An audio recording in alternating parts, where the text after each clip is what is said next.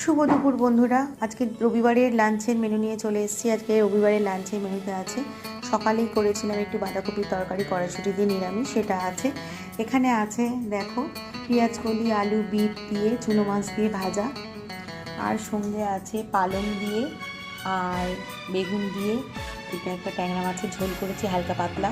সবার কথা মাথায় রেখে আমাকে রান্না করতে হয়, কারণ এখানে বয়স্ক বাবা মা আছে।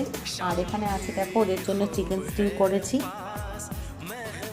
পেঁপে গাজর দিয়ে, বিনস দিয়ে। আর আমাদের জন্য আছে চিকেন কষা।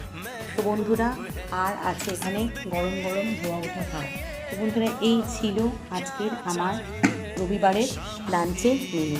যদি রবিবারের লাঞ্চের মেনু আমার ভালো লেগে থাকে তাহলে একটা লাইক, শেয়ার আর একটা কমেন্টস করিও। তোমরা সবাই ভালো থেকো, সুস্থ থেকো।